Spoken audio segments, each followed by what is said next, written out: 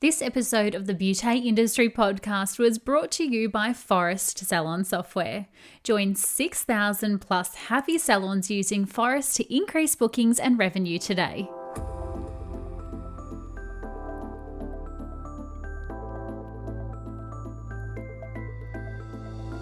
Hello and welcome to the Beauty Industry Podcast, your online support community for the professional beauty industry. I am your host, founding director of Beauty Industry, Tamara Reid. Here we are closing the competitive gap and speaking your language. This is a platform created and dedicated to the professional beauty industry, valuing community over competition. We serve to help connect you with inspiration from industry experts, expand your knowledge through educational pieces, and bring you the latest in product and technology innovation. This is Beauty Industry. Today my guest is Leela Linke, co-founder of Sane. Through the global pandemic we have and currently are still facing, I heard many times by experienced figures that the beauty industry is resilient and recession-proof. However, the cynic in me was always a little reserved with this notion. This is until I first-handedly saw the strength that the team at Sane exhibited during the pandemic. I now know wholeheartedly for this resilience and recession-proof claim to be true. Mid-pandemic, while the world was upside down and Australians were ridiculously buying toilet paper, our industry was forced into closure and business owners were frantically Googling what government funding they were eligible for. I noticed across the Sane social media accounts that something completely different was happening. Not only were they trying to battle the aforementioned problems that we all were, but two, they had not so kindly been kicked out of their stunning space on Flinders Lane in mid-city Melbourne. What comes next is resilience by definition, which you can hear in Leelah's voice as she shares what it's like to proactively close the business down and stop treating prior to government mandating that we must do so. How one picks up and finds a new space in the midst of an uncertain climate, and two, how you stay sane, remain calm, and not lose your shit in the middle of Bunnings warehouse. Or maybe not so for that last part, as you'll hear in Leelah's story today. I hope that by sharing Leela and the Sane story with you all, it will help show you that while we might not be all in the same boat or weathering the exact same storm, we are certainly all going through this pandemic together. And with a little support, a lot of patience and communication, we will get through this. As always, we start by finding out how Leela entered into the industry and how she found herself a business owner to begin with. For me, it did start, I've probably always been a little bit of a girly girl, for lack of a better description. And so, painting nails and, doing makeup and things like that interested me. And this was a long time ago. This is when maybe glitter eyeshadow was a really big thing and stuff like that. So, of course, say our year 12 formal, I think I did, the makeup of myself and for most of my girlfriends who we did our year 12 formal. And unfortunately at that stage, there wasn't amazing YouTube tutorials to help show me how to contour and do all those things, but I probably gave it a good red hot go, and we enjoyed the process of doing the makeups. But then some leading on from that is I finished high school. I had done relatively okay at sciencey kind of based subjects, but I also have a learning disability, so I have dyslexia, which also made some things a bit challenging through my learning journeys. But I was lucky to always be supported by a lot of really good teachers, which did definitely help.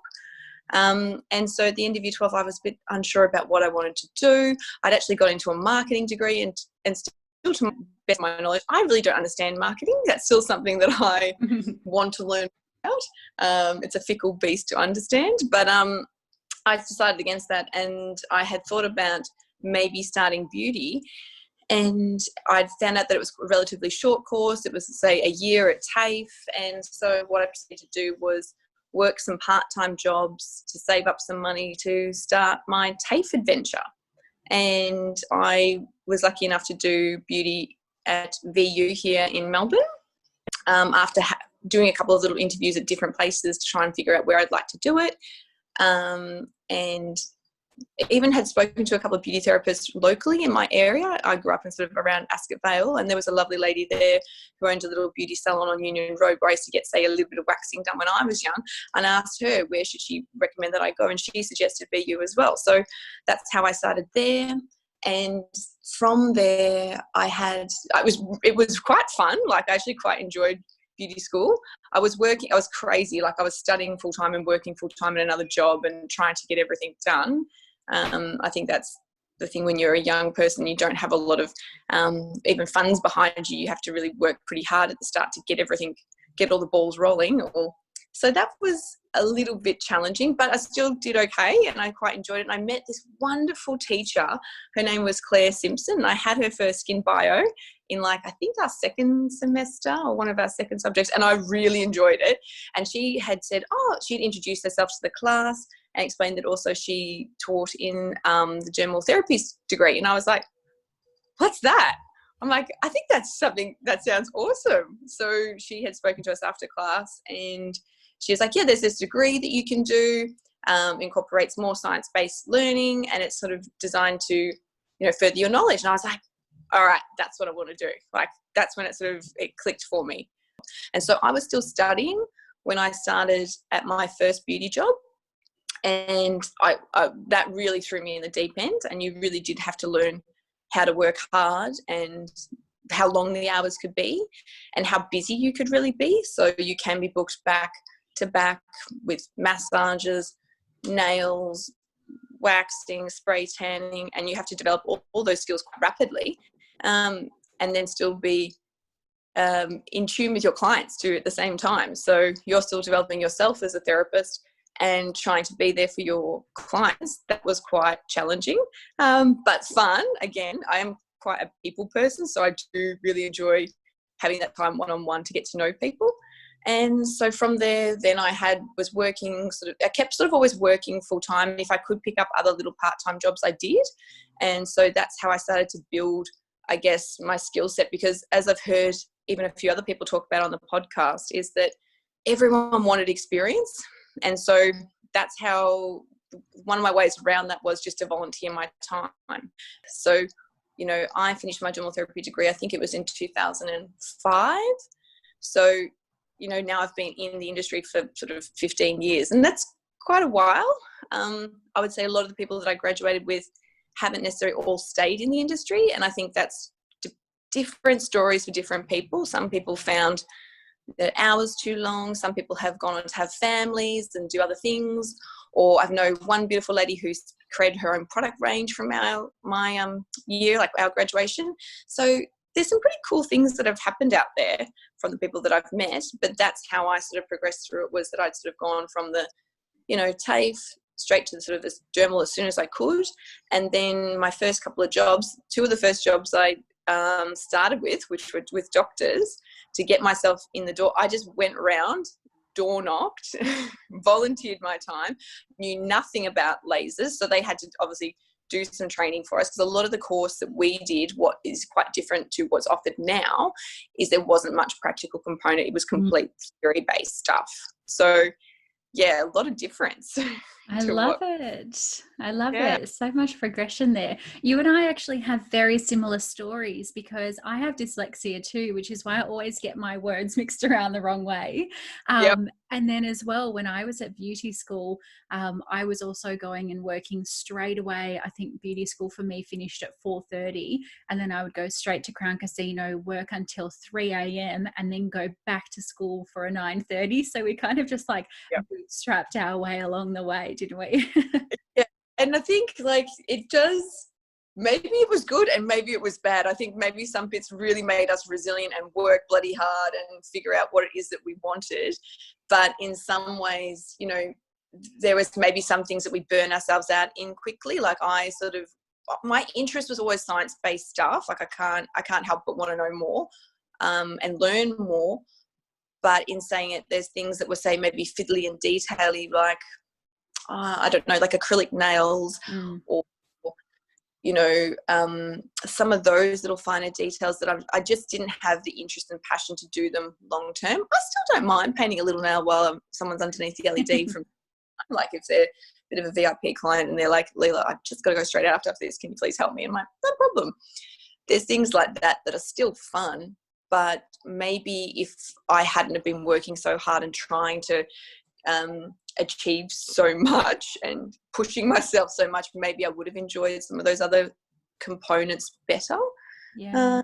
Do you find now that, like you were saying, you know, you volunteered a lot of your time when you were younger and, you know, to get out in the industry, you just, you know, you were itching to get a job and you would work all of the hours and the Saturdays and the late nights. Do you find there's a real disconnect between that mentality and the mentality that therapists have now? Look, I think that there is differences, and whether that's a whole community thing or a whole generational things, there are some differences. But in saying that, there are still beautiful gems in amongst all the students that I meet and now work with, that they are just as passionate and they are just excited to fix things. It's figuring out the right personalities to work alongside with, and also from a teaching perspective, because now since doing German, and I can go into a little bit about that where my life progressed afterwards, is, you know, you need to have different approaches for different students, and so everybody's in energy levels and the way that they interpret things are quite different. So some people are really happy to get in there and work hard and be there 15 minutes before their appointments and do all those things and be very organised and diligent. And then there'll be some people who may not be as passionate, or it's not even about their passion, it's just that the way that maybe they interpret time. This is one thing I've learned a little bit about, is that there are some of these beautiful therapists that you might have even worked alongside with, or you may have taught, or you might have come across. They just have a different perspective of time. So they're always the ones that are 15 minutes behind on their appointments. They've forgotten where something is, but it doesn't necessarily make them any less of a therapist or a clinician. It's just a different, they're coming at it from a different angle. So I don't know, there maybe is that a bit more self-entitledness with the younger generation, but I wouldn't say that that's uniform throughout everybody. I think that can happen. There can be always someone who feels a little bit differently about things. Yeah. That's very true. So after you came out into the industry, you were doing a bit of work with doctors. I mean, did it ever kind of cross your mind, or had you hoped from the very beginning that you were going to own a space one day? How did that come about? Not necessarily. And so basically what had happened after finishing dermal is I worked at a few different practices. I was working in plastics derm, and I was still doing a little bit of beauty. And the beauty place that I worked at was quite spa. So I was actually still keeping quite a few different balls in the air from a technique perspective. But I really wanted to learn more about pre and post-operative care. We'd spent a lot of time learning about it at uni too. So I was quite excited to get out there and do it. But from what a lot of people will face when they first get into probably dermal side of work is laser hair removal. It seems to be the general consensus that that's where you get started, and sometimes you can get stuck. And so some of my first jobs, I was doing back-to-back hair reduction. So it's like the kind of waxing equivalent in the dermal world. You're doing back-to-back laser appointments, and you know how hard you'd work because you'd come home and you'd smell like, unfortunately, burnt hair. That was sort of worked, and there wasn't as great an understanding of like what we're faced with now with PPE, what we're faced with workplace safety. I've got a lot more knowledge myself, and now I am happy to share that and also enforce it in my workplace, but also even at uni now. But I still really liked working with a team. I still liked, and again, coming from a budgetary financial perspective, I loved the thing of having a job security. I think growing up with very little security financially really motivated me to just be a hard worker, because I wanted that safety. I wanted that, reward too. Like, I love being part of a team and being rewarded for it. So I hadn't actually wanted to start my own practice until a bit later. That's when things started to change and evolve, when I'd been in the industry for and I think it was about, by that stage, probably 5 years of working full-time in a practice and managing quite a big, you would have called it a medi-spa back then. It was still kind of not a newer concept, but it was kind of on trend, I guess is the way that you would describe it. So I was working in a very big practice, and we had 5 main plastic surgeons there. We had a dermatologist. We had a little entourage of dermals. We had practice nurses. We were quite a big practice. But yeah, so we were in this big practice. We had a big disciplinary field, and we got to enjoy a lot of different things. Like, that was very interesting to me. But after being there for quite a few years and probably reaching the potential of things that I could grow there, that's when my vision started to change. That's probably where things started to change. And that also comes from a little bit of my own personal health journey, is learning how to look after myself better. And that's when I started doing I've done extra courses throughout, and I can explain a little bit about what I have done.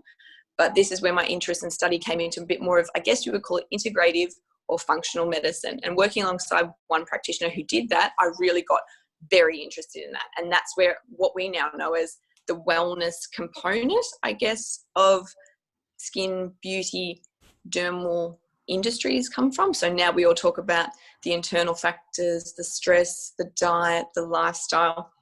That was never talked about 10, 15, 20 years ago. That was just not a component that was even mentioned. So that's where I started to kind of go, I want to learn more about this. I'm passionate about this because of my own things, like even having a bit of eczema on my body and not realizing that the triggers were actually my stress and my diet. You know, you think about applying these topical agents and using your low-level laser or using your LEDs to help treat the condition, but you're not really looking at the triggers that are causing these symptoms. And so that's when I started to sort of peel back. And I saw it with our practice too, that you would reach what I would classify as a clinician not satisfactory outcomes, because you would fire every single laser at these people, you would peel with every single peel that you had in your toolkit, you would throw every bit of skincare at them, and the conditions might get better or they might go away, but it would not be a complete permanent outcome. And that was very frustrating to me, because people were spending hundreds of dollars or thousands of dollars on these treatments and then coming back in and having the skin conditions represent. And that was really frustrating. And so once we started to peel those layers back and understand, it's because you've got a highly stressful lifestyle. Your diet is very, very poor. Your sleep is also very, very poor. How do we expect your skin, your largest organ, to heal and function well when it's not supported on both sides? Like, your skin has two sides. It has the internal side and it has the external side. So, you know, that's when I really was like, I need to learn about this wellness. And I kind of had limitations put on me in that workplace that said, we're not really interested in going down that path. And so that's when I started to think, we need to do something different here. Like, yeah, that's probably how it kind of came about. I think a lot of managers and therapists get that little frustration level when you can't, you know, add something or change something or introduce something, and you put it to a higher up business owner or GM or whatever that looks like, and they're like, they don't hear you, they don't validate you, and you're like, but I know that there's something so good here. And I think that's where you know, a lot of business owners go, right, well, if you're not going to listen to me, I'm going to create it myself. Yeah. And that's exactly it. Like, I was already still pretty passionate about, they were very supportive in lots of things though. They let me go back and do further study in quite a few things. Like, I did some practice management stuff. I now have like, I don't know, like maybe quite a few diplomas and cert 4s and 3s in stuff, like everything from like training and assessment to medical practice management. There's a couple, like I did quite a few things over the years, and that's definitely helped build my skill set. Like when I was saying in beauty, I even did the advanced nails. Like, I went and did the extra course to have a certificate in nails. Have I used it? No. But it's that I'm like, I'm interested in learning about it, and I will generally push myself through to find out about whatever it is. If I get to the end of it and go, that isn't all what aligns with my values or interests, okay, we can push that to the side and take the bits out that you did enjoy. Like, if you learned how to do a cool hand massage in that course, awesome. After the break, Leela shares with us the all-encompassing moment she noticed that the city of Melbourne was empty and why she decided to close the business prior to being directed to. But first, a word from today's beauty partner. community, I know many of you are working on your business at the moment, and perhaps that has involved you thinking about changing software providers and looking at stepping up your marketing game. Well, our friends at Forest Salon Software are offering free setup and migration for a limited time only. This means that you can simply move your software over to Forest for free. And yes, you heard that correctly. Contact the team at Forest today to arrange a free bespoke consultation by clicking the link over in our show notes. Thank you so much to Forest Salon Software for making this episode of the Beauty Industry podcast possible. And now back to Leela. I'd love to also ask you about the pandemic, because you guys showed so much resilience in that pandemic. And I was just sitting back watching all of the things that you guys were doing on your social media in absolute awe. Can we go back to that night that it was announced that, I think it was the Wednesday night and the Monday night, and then on Wednesday we had to close our businesses. What did you feel in that moment? Were you excited because we were in limbo and you were like, great, I have an answer? Or were you like, shit, now what? How did you kind of navigate that time? If I'm allowed to use that word, definitely there was that word. I did maybe say shit. Go for it. I do think there was some things. We had a very different existence. Obviously, all of Australia was dealing with things slightly differently. But here in Melbourne, particularly in the CBD, I was based right in the heart of the city. We were in Flinders Lane. You couldn't get more in the centre if you tried. Now, because of that, there had already been major drop downs in the city. We had seen some of the big banks, big firms already shut down, locked down their staff, got them working from home everywhere from ANZ, Westpac, KPMG. From what I understand, they were all going to remote. They were changing. They were pivoting, as the word gets used very often now, and adapting and making big changes. And so the city in the lead up was already becoming a ghost town. It was very different. We were looking at how we were going to do things differently at uni as well, how we'd be taking more things online straight away. So for us here, we actually made an earlier call. So I had my brain's trust on speed dial. We were on our group chat on the Saturday night before things got announced. There was a really big confusion.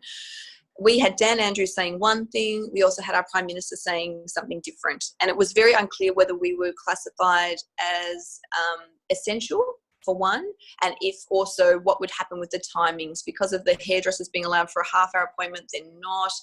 Will we be put in the same bracket as them as being, because we're personal service industry, or because, say, with our staff, all of my team are dermals. So they're actually more known as like a allied health professional as opposed to just a beauty worker. And don't to me discredit beauty. What I'm saying is they've kind of their level of expectation and training is different.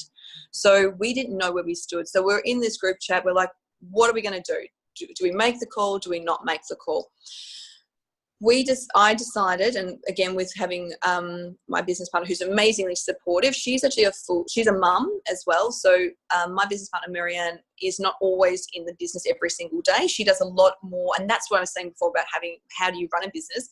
You need the right people, you need the right team, and I'm very lucky that we both have different skill sets and we can interchange really well. So what she's able to do, from understanding our bookkeeping and managing, even contracts and planning, she's amazing at that. And so we job share quite a lot.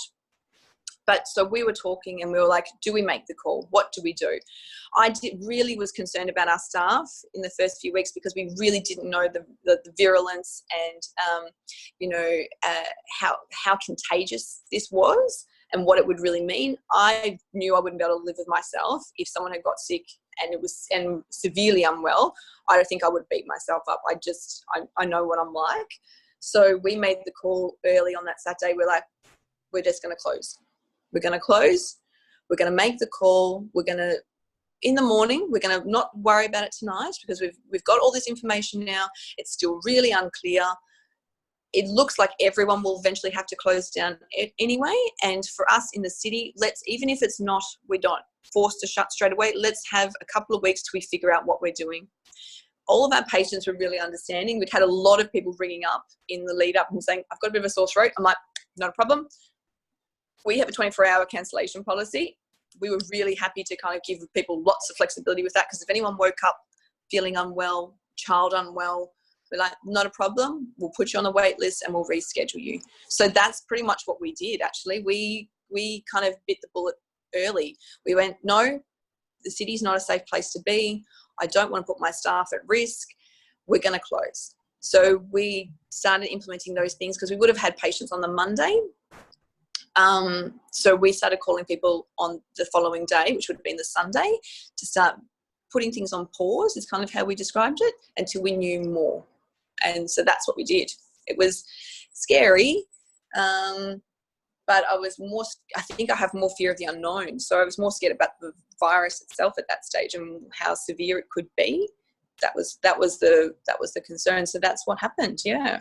And so did you have any plans? I mean, from the moment where you said, okay, we're actually going to close before we've been told to close, did you have like any idea of what the team would do, or what that downtime would look like? Because we didn't know how long we would be closed for.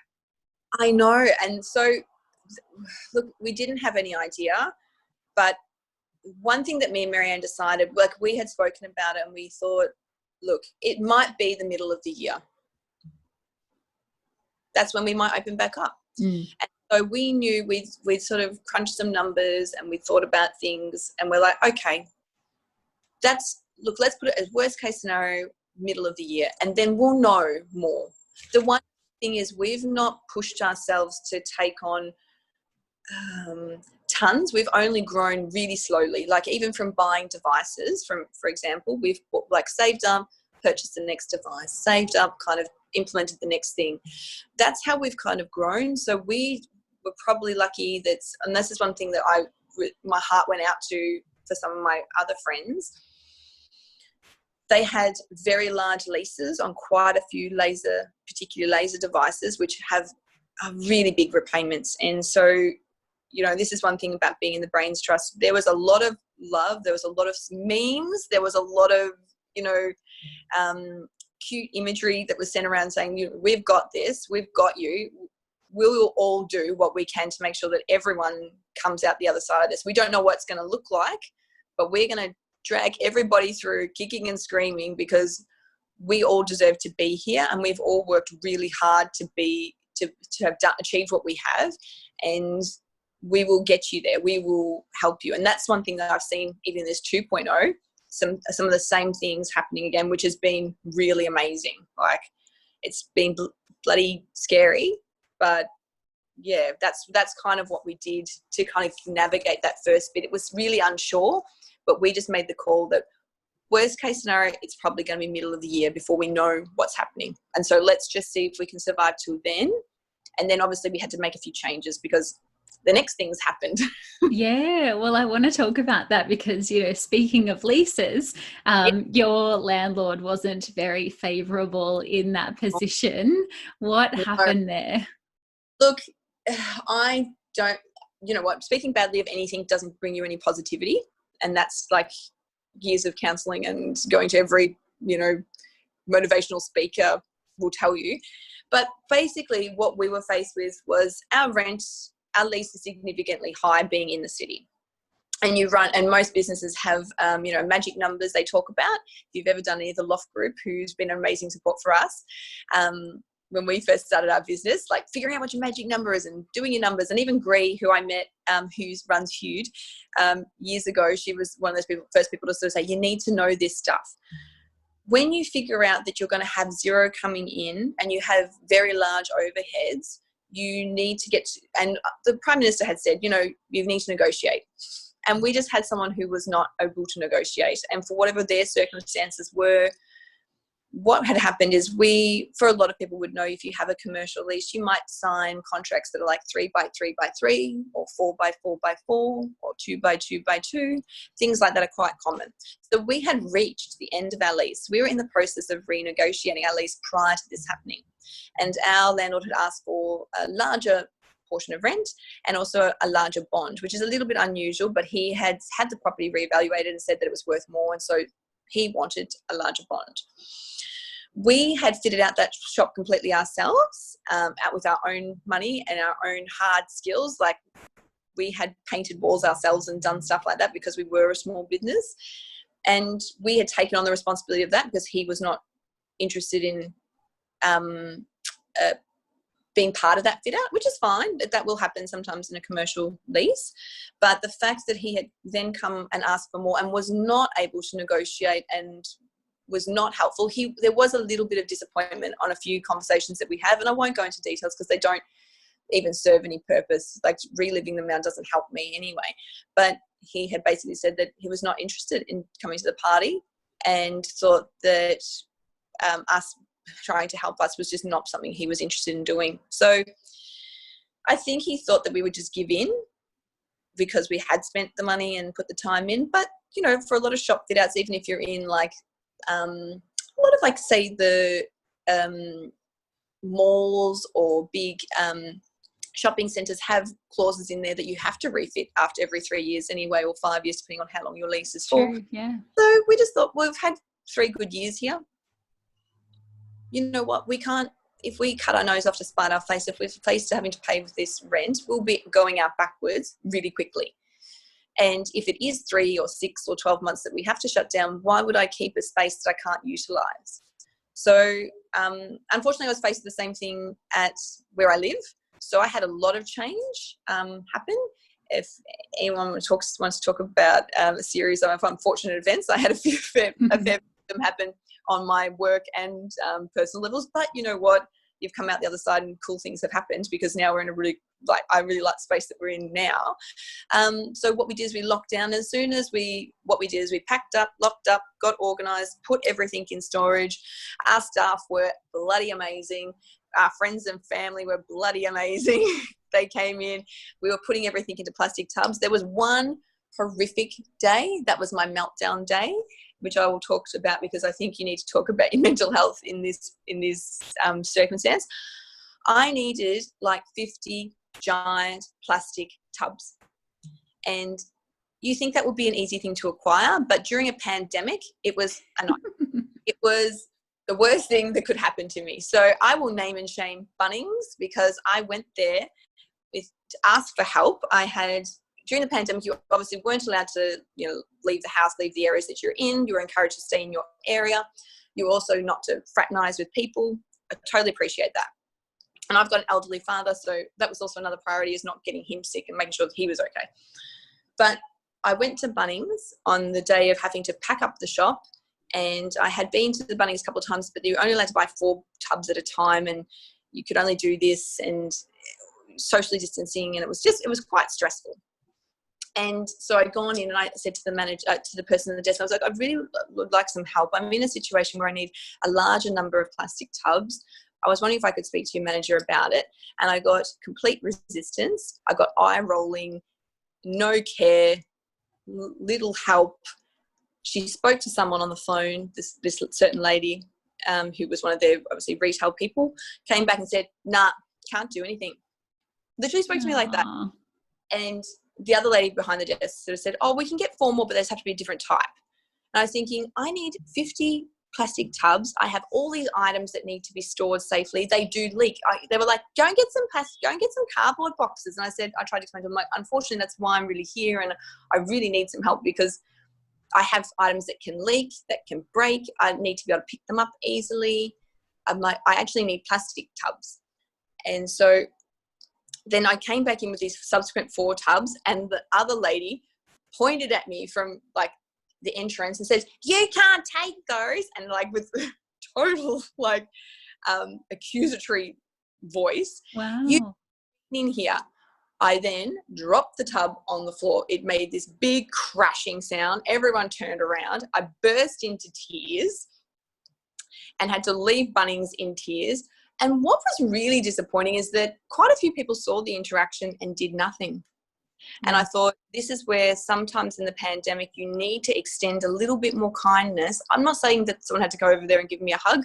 You're not allowed to do that. But after seeing that happen, you didn't have to be, it wasn't quite that quiet a situation where you wouldn't have known that something had gone awry. And that was a disappointment to me, to seeing that just the average person didn't really step up and help. I felt a bit personally victimized.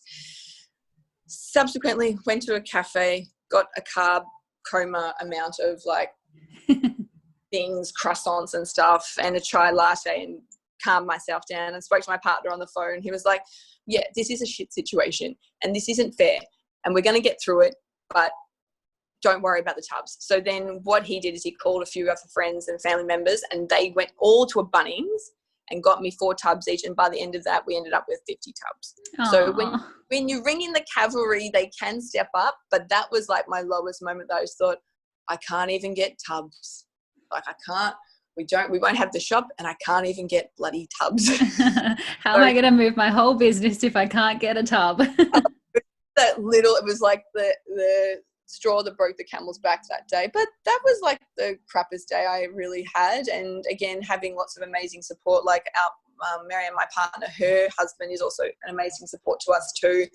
You know, you just ask and he jumps, so to speak. So he was driving trucks and coordinating things and putting things in storage. And so we're lucky. We had a lot of really amazing people helping us.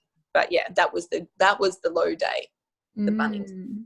And so then you move into your new space, which is stunning.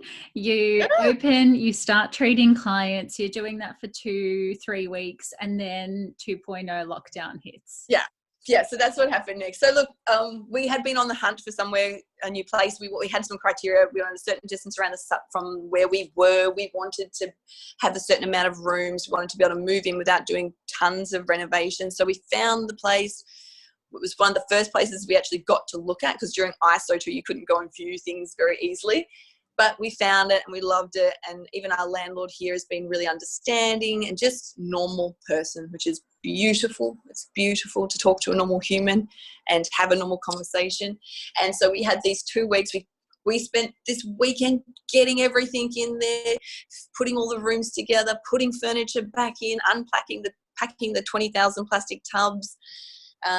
All of that was like, and it was kind of exciting moving house again. So you're like, oh, you know, and then the last couple of hours you're like, oh God, I have no energy left. But then you're like, no, we're going to do this. And so then we hit the ground running. We had clients all booked back in. The girls have been amazing in the sort of, my staff are all, I'm very lucky, but they again took to new ideas really quickly. We had done online consults and we had done phone consults before, but we didn't have all the procedures in place. So then they set about creating the right procedures for this, organizing how we do, are we going to do Zoom? Do we do FaceTime? What do we do? So that in those few months in between, there was lots of things that were being done. We were delivering products, because also Australia Post was like 3 years behind track. Unfortunately, they just were inundated with stuff. So we were having products that were taking 20 days to get like one suburb. So then we cut our losses and we were delivering products as well. So there was lots of really cool stuff we achieved in that time. People talk about pivoting and, you know, changing direction and evolving. And so we did lots of that cool stuff, which was fun. But as everyone would have seen and faced, is that things do take a lot longer during a pandemic. So whether it's even your product orders, we had a lot of things like 2 of our ranges come from overseas. So lots of things were on back order or taking a lot longer to arrive. But all the things that we did achieve in that time were really cool. And then we had the 2 weeks of treating people, which was really fun. And what happened at the end of those 2 weeks is things started to get bad. And things started to get bad in Melbourne again. And so we saw numbers rising. There was some really unfortunate things that happened to some of the I guess the housing estates here. And so I actually had a few people that I reached out to, because North Melbourne was not initially part of the first thought that would be in the lockdown. There was a few areas out in the northern suburbs, and there was a couple of little inner suburbs, which were Newmarket and Kensington and Flemington, in that little nook, and we're just one suburb across from that. So I had a friend who had a clinic in Flemington who I'd said, okay, if the end of this week turns bad, come and sit up in one of our rooms. And we had another friend who has a clinic over in sort of she's in West Brunswick. You might have you've met another one of our little fellow journalists, Tegan Mack. She was shut down before us. And I had said to her, look, if we can get ourselves sorted, maybe we can help you with the room. And then by Saturday afternoon, we were in the cluster. We were in the hot spot. So then any good intentions we had of helping got thrown out. And then so we were very lucky again in my brain's trust. There was a couple of other clinics that said, look, you've got a room here. If you need it, you want to start next week. And I just had this feeling. I'm like, I don't think this is just us. I think I said to two of my friends, I'm like, I really think we're all going to be in this shit together. And then it happened. And so the same thing, we kind of were faced, because it was a Saturday, we'd made the decision again. So the Sunday, unfortunately, all these clients ended up receiving calls from us saying, we're just putting you on pause again. Please bear with us. And so what we have done is now started booking appointments for the end of this month. So for the end of August, we're giving ourselves a little bit more leeway to see if it will pan out that we can come back to hands-on work. We'll just have to wait and see. I get the feeling that maybe it will be extended because our numbers haven't probably got low enough. And now that we do have community transmission, it is just like wildfire. It is really hard to isolate and get people I guess, safe again. Everyone I know is doing their very best. I've got some wonderful friends who have other small businesses from, events things. I've got friends who work in the hospitality, who have hospitality businesses, so bars and restaurants. I've got other friends that own or do music production and had all of their arms and legs cut off. So I just hope that we continue to get support from the government. I am concerned for JobKeeper being already kind of planned to be diminished, because I think for a lot of people, particularly here in Victoria, we're going to need more support. We're going to need more backup. It's been wonderful that there's been some incentives, and there has been a 10 grand bonus here and a 5 thing here if you can apply for it. It isn't super easy to navigate if you don't have the right what skills. It's just hard to navigate. Like, we had to spend a lot of time with our accountants setting up all of our JobKeeper and stuff for some of our staff. We've been lucky enough to keep everybody on. Some of our staff have been eligible for JobKeeper, but a couple have not. And that's one thing that I probably want to touch on, is that there was worry and concern for the financial and emotional health and support of not just my staff, but also my students. We have quite a lot of international students at VU, and it is a very trying time for them also. To get the right support at uni is hard. We are there to help, but it is very difficult to navigate. There was a lot of students who were faced with, should they be returning home? Should they be staying on? What does that mean for their degree? They've put all this time and money and effort in. A lot of them live by themselves in the city, and self-isolating is completely devastating for anybody, let alone if you're not from this country or you may have even limited language skills.